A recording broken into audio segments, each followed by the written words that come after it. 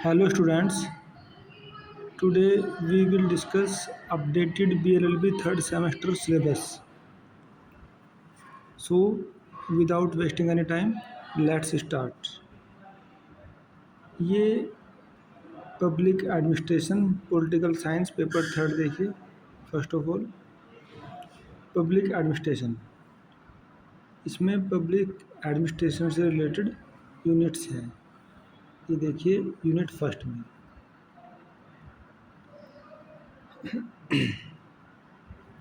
Public administration, its meaning, nature, scope and importance. Private and public administration, politics and public administration. ये public ad से related political science का advance form है। First unit में ये वाली चीज़ें। Second units is related to bureaucracy, यानी कि नौकरशाही। नौकरशाही में इसका मीनिंग एंड चेंजिंग कंसेप्ट और bureaucracy, rise and characteristics of bureaucracy, theory of bureaucracy, Marxist, Max Weber, pluralist theory and technocratic view, bureaucracy and democracy. अब ये तो यूनिट्स हैं। अब इन यूनिट्स के ऊपर क्वेश्चन कैसे बन रहे हैं, किस किस कंसेप्ट से क्या क्या क्वेश्चन आ रहा है, हमको वो भी डिस्कस करना है। जो हमारे स्मार्ट स्टूडेंट्स हैं उन्होंने प्रीवियस ईयर क्वेश्चन पेपर पहले ही निकाले हुए हैं और उनको आइडिया बन गया कि किस तरह से इन यूनिट से क्वेश्चन बन रहे हैं। उसके बावजूद भी मैं एक और वीडियो लेकर के आऊँगा और उस वीडियो में हम लोग ये पता करने का प्रयास करेंगे कि किस तरह से इन यूनिट से क्वेश्चन बन रहा है। अब पहले यूनिट्स देख लीजिएगा। यूनिट्स के क्वेश्चन आंसर जो होमवर्क के रूप में दिए गए हैं उनको लिखिएगा और फिर उनसे प्रोबेबल क्वेश्चन पेपर कैसा बनेगा उसको हम जानने का प्रयास करेंगे। उससे हमारी तैयारी और ज़्यादा सटीक होगी और ज़्यादा फोकस्ड रहेगी, क्योंकि हमको एग्ज़ाम पेपर ओरिएंटेड मैनर में अपनी तैयारी करनी है। 3A local government, meaning, characteristics, importance and problems, urban local government and panchayat Raj, 73rd and 74 amendment of the constitution. ये वेरी इंपॉर्टेंट अमेंडमेंट्स हैं कॉन्स्टिट्यूशन के, 73वां और 74वां, जिससे कि भारत में पंचायती राज की व्यवस्था की गई थी।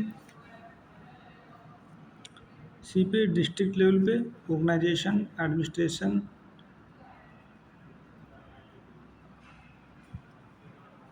ये problem and sources of revenues. Then financial administration, formation and execution of budget, control of parliamentary committees. और फिफ्थ पे planning and policy, meaning policy making process, who makes policy, basis of policy making, factors influencing policy formulation, policy making in India, planning, meaning type, machinery, personal and techniques. ठीक है, तो ये 5 units हो जाती हैं और in unit से question आएंगे कंसेप्ट के आधार पर। हिंदी मीडियम के स्टूडेंट्स के लिए कोई ज़्यादा बहुत बड़ी प्रॉब्लम नहीं है। वो चाहें तो इसका फ़ोटो बना करके गूगल से इसको हिंदी में ट्रांसलेट कर लें, किसी भी लैंग्वेज में कर लें, वो उसमें फ़ीचर है। इसके अलावा जो बुक्स आपने ख़रीदी है उसमें भी जो क्वेश्चन आंसर हैं वो सिलेबस के अकॉर्डिंग ही है। उद्देश्य ये है कि आपको सिलेबस दिखाना है, उसमें क्या लिखा है ये पढ़वाना है और ये आइडिया आना चाहिए कि सिलेबस से क्वेश्चन कैसे बन रहे हैं। ठीक है, अदरवाइज सिलेबस तो बहुत छोटा सा है। देखिए आप 2-2 लाइनों का है, क्वेश्चन कैसे बन रहे हैं और उससे फिर क्वेश्चन के आंसर निकल करके हम लोग जब आंसर शीट पे लिखेंगे तो उससे फिर हमको मैक्सिमम मार्क्स कैसे मिलेगा, ये हमारा उद्देश्य रहना चाहिए। पेपर 4 पे देखिए कॉन्ट्रैक्ट। ये BLLB वाले विद्यार्थियों के लिए लॉ से रिलेटेड जो कानून का पेपर है वो ये फर्स्ट पेपर उसको आया है। अब तक तो BA वाले कोर्स ही चल रहे थे, अब ये कॉन्ट्रैक्ट फर्स्ट यानी कि संविदा जनरल प्रिंसिपल ऑफ कॉन्ट्रैक्ट। इसमें कौन कौन से कंसेप्ट रहेंगे? First of all purpose, evaluation and scope of law of contracts, proposal and promise including communication of proposal, acceptance and communication of the revocation of proposal and acceptance, यानी कि communication उसका acceptance का भी और revocation का भी दोनों हो रहे हैं। consideration and doctrine of privity of contract, lawful object and consideration, capacity to contract, minors, persons of unsound mind and others disqualified by law, nature and effects of minor's agreement, doctrine of restitution. ये Indian contract act की अलग अलग धाराओं से अलग अलग concept बना है। Consent and free consent, standard form of contract, agreement declared void and voidable under the contract act. अब देखिए contingent contracts, law relating to certain relations resembling those created by contracts via quasi contracts। ये quasi contract या फिर अर्ध संविदा, ये बहुत ही इम्पोर्टेंट कंसेप्ट है, क्वेश्चन इससे आता है। Discharge of contract with special reference to the doctrine of frustration and then remedies in the form of compensation. अगर कोई कॉन्ट्रैक्ट हुआ है और वो लीगल कॉन्ट्रैक्ट है और पार्टीज ने जो वादे किए थे उसमें उनको पूरा नहीं किया है, तो उसके बाद फिर रेमेडी क्या मिलेगी? कंपनसेशन, यानी कि हर्जाना। जो पार्टी अपने वादे से पीछे हटी है उसको दूसरी पार्टी को जिसको नुकसान उठाना पड़ा है हर्जाना देना होगा। यही इसका मूल है रेमेडीज़ का, और यही इसमें रेमेडी मिलती है कॉन्ट्रैक्ट में। इसमें सजाएं नहीं होती, बल्कि जो रेमेडीज होती है वो सज़ा के रूप में या पनिशमेंट के रूप में नहीं होती। जैसे कि हमारा आपराधिक विधियों में होती है, लॉ रिलेटेड टू क्राइम में पनिशमेंट मिलते हैं। इसमें पनिशमेंट किस फॉर्म में होता है? रेमेडी के फॉर्म में होता है, और वो कंपनसेशन के रूप में मिलता है। ठीक है। Then paper 5, Indian legal and constitutional history. बहुत आसान पेपर है, इसको ध्यान से पढ़ना है। यही आधार बनेगा हायरार्की का, कि भारत में जो वर्तमान हमारा जुडिशियल सिस्टम है वो किस तरह से वर्तमान रूप में आया है, कैसे कैसे उसमें डेवलपमेंट हुआ है, क्या क्या इवोल्यूशन हुआ है। देखिए, this course is intended to introduce students to the legal and constitutional history of India. कहाँ से कहाँ तक है वो? 1600 से 1950 तक। देखिए टाइमिंग इसकी, 1600 में तब जब ब्रिटिश ईस्ट इंडिया कंपनी की स्थापना हुई थी, और 1950 कब? जब भारत के संविधान लागू हुआ था।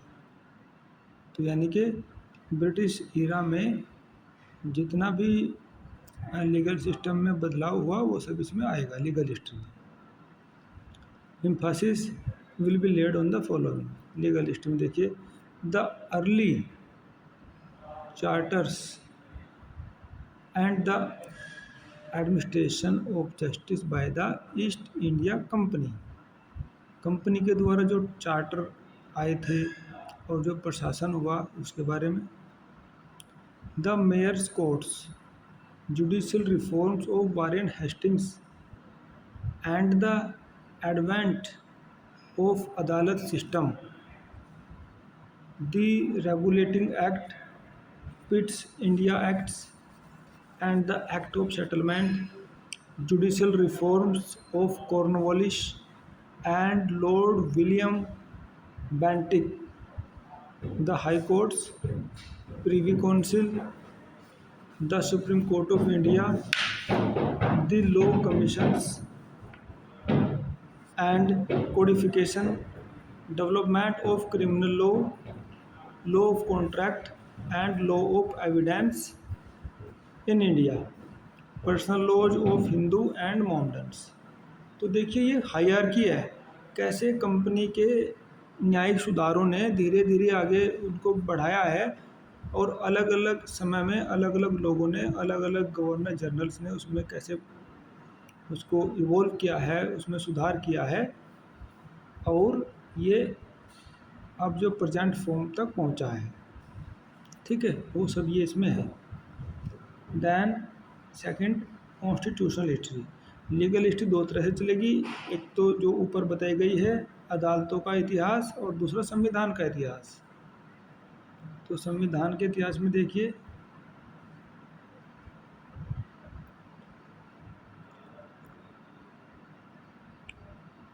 Position of native states and the development of doctrine of paramountcy, development of legislative institutions, Indian Council Act 1861, Government of India Act 1909, Government of India Act 1919, Government of India Act 1935, after that Independence Act 1947, the story of framing of Indian Constitution। देखिए जितने भी acts इसमें आ रहे हैं, शुरुआत हुई है यहाँ पे इंडियन काउंसिल एक्ट 1861 से। 1857 की क्रांति के बाद संवैधानिक सुधारों की शुरुआत महसूस की जाने लगी ब्रिटेन के राजनेताओं के द्वारा, और 1857 की जो क्रांति इंडिया में हुई थी, जिसको कि ब्रिटिश इतिहासकारों द्वारा सिपाहियों का विद्रोह कहा गया, वो 1860 तक पूरी तरह से बहुत ही क्रूर तरीके से उसको दबा दिया गया था। उसके बाद ब्रिटिश सरकार ने महसूस किया कि भारत को धीरे धीरे सुधारों की ओर ले जाना है, और उन्होंने इंडियन काउंसिल एक्ट 1861 इसके अंतर्गत संवैधानिक सुधारों की नींव डाली। फिर 1909 वाला आया, फिर 1919 वाला आया, 1935 वाला आया। ये ऐसे नहीं आए, बल्कि भारत में इसके लिए बहुत बड़ा आज़ादी का संघर्ष चला, और उसी के ही एवज में, रिवार्ड में ये चीज़ें बनी हैं। फिर इंडिपेंडेंस एक्ट 1947, और फिर भारत के संविधान का निर्माण हुआ, वो बना और 1950 में लागू हुआ। ठीक है, तो ये Indian legal and constitutional history ये कंप्लीट हो जाती है। ठीक है, अब दो पेपर और बचे हैं शुरुआत वाले, 5 है ना टोटल। उसमें ज़रा देखिए, ये वाला इंग्लिश का देख लें आप, जनरल इंग्लिश। इसमें कम्युनिकेशन स्किल आएगा। उसमें क्या क्या रहेंगे यूनिट्स में? Elementary knowledge of units of sound in English language,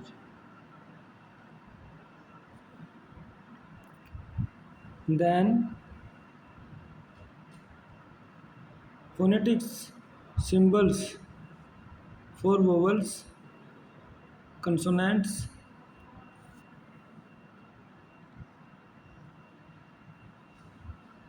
B पे देखिए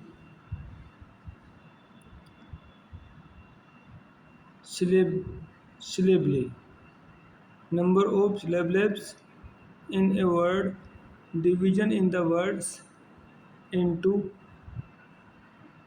syllables, structure and type of syllable, then word stress, sentences stress their use and importance in English, pitch and intonation, elements, tone group, monic, syllable and tone, tonality, tonicity and tone. देखिए जब बात करते हैं तो वाक्य की tone किस तरह से हो रही है, पिथ कैसे काम कर रहा है, वो सब चीज़ें कम्युनिकेशन का पार्ट होती है। तो इसलिए वो सब चीज़ें इसमें सिलेबस में आई हैं। अब उसके अकॉर्डिंग क्वेश्चन कैसे बन रहा है, उसके लिए हम लोगों को प्रीवियस ईयर क्वेश्चन पेपर देखने होते हैं। Note making and note taking, preparing bibliography, consulting dictionary and encyclopaedia. Then communication का meaning, importance, process, type, non verbal, verbal, ये सब कम्युनिकेशन के टाइप होते हैं। बैरियर्स टू कम्युनिकेशन, कम्युनिकेशन में बैरियर्स क्या आएगा, शोर जब होता है, नॉइज़, जब बहुत ज़्यादा शोर हो रहा है और सेंडर अपनी बात रिसीवर तक पहुंचाना चाहते हैं, तो क्योंकि बहुत ज़्यादा शोर होने की वजह से कभी कभी बातों का अर्थ बदल जाता है या वो उनको स्पष्ट रूप से सुनाई नहीं देते, तो उसको बैरियर्स बोलते हैं। ठीक है। Oral presentation skill, group discussion and interviews. Study of literacy test, short stories of eminent writers, The Gift of the Magi, The Eyes Are Not Here, The Lament, deep देखिए, the rocking horse, winner, E, the barber's trade union and Henry Ruskin Bond, Anton P चो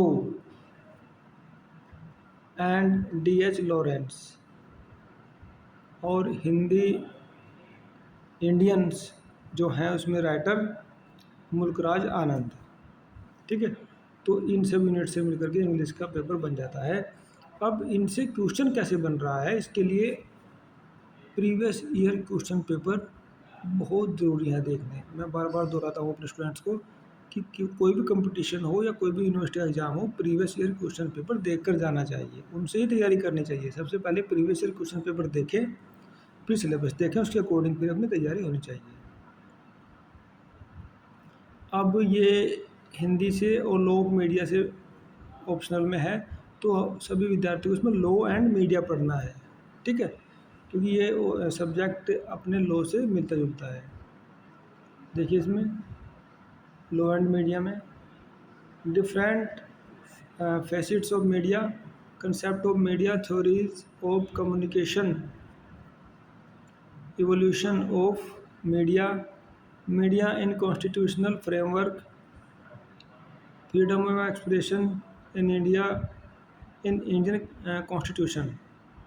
देखिए भारत के संविधान में freedom of expression and speech का जो section है, article 19, उससे ही तो मीडिया को आज़ादी मिली है। Right to privacy, right to information under the constitution of India and the right to information act, legal dimensions of media. फिर ए में media and criminal law, defamation, obscenity, sedition. Sedition तो वहाँ से हट गया BNS 2023 से, लेकिन उसको दूसरी तरीके से पनिशेबल किया गया है। Media and law of torts, defamation and negligence, media and legislature, privileges of legislature, media and judiciary, contempt of court, media and executive official secrets act, media and journalists, working journalist, conditions of service act. देखिए जो journalist होते हैं उनका कार्य भी बहुत ही चुनौतीपूर्ण होता है। वो अलग अलग स्थिति में जाकर के वहाँ से इंफॉर्मेशन भेजते हैं पब्लिक एट लार्ज को, तो उसमें भी ये एक एक्ट है, condition of service act. Self regulation and other issues, media and ethics, media and human rights. तो इस तरह से इन यूनिट से सिलेबस कंप्लीट होता है। इसके जो क्वेश्चन आंसर फॉर्म में आपने बुक्स खरीदी हुई है उसको क्वेश्चन आंसर में ऐसे बदला है और प्रीवियस ईयर क्वेश्चन से पता चलेगा कि क्वेश्चन कैसे बन रहा है। पब्लिक एड, ये पेपर देखिएगा, आई थिंक ये हो चुका, yes it has been discussed. तो इस तरह से हमने BLLB थर्ड सेम के पांचों पेपर डिस्कस कर लिए हैं, उनका सिलेबस देखा है और सिलेबस का एक एक शब्द एक एक कंसेप्ट हमने पढ़ा है और पढ़ के सुनाया है। लेकिन इस सिलेबस से क्वेश्चन कैसे बन रहे हैं उसके ऊपर भी हमें ध्यान देना है, क्योंकि आफ्टर ऑल हमको क्वेश्चन ही तो लिखने हैं वहाँ पे आंसर शीट के ऊपर क्वेश्चन पेपर आएगा उसके ऊपर लिखने हैं उसको। जितना अच्छा लिखेंगे, सटीक लिखेंगे, सुंदर लिखेंगे, उतने ही ज़्यादा मार्क्स मिलेंगे और मार्क्स से ही फेल और पास का पता चलेगा। ठीक है, तो इसलिए सभी विद्यार्थियों को तैयारी शुरू कर देनी है। प्रीवियस ईयर क्वेश्चन पेपर का जो रजिस्टर नंबर 6 है उसमें लिखने हैं सभी डाउनलोड करके या बुक सेलर से लेकर के, और जो होमवर्क प्लान के मुताबिक अपना होमवर्क कंप्लीट करना है, रिवीजन करना है और नवंबर परीक्षा के लिए तैयार रहना है। ठीक है विद्यार्थियों, इसी के साथ ही आज का ये वीडियो लेक्चर समाप्त करते हैं। Thanks for listening.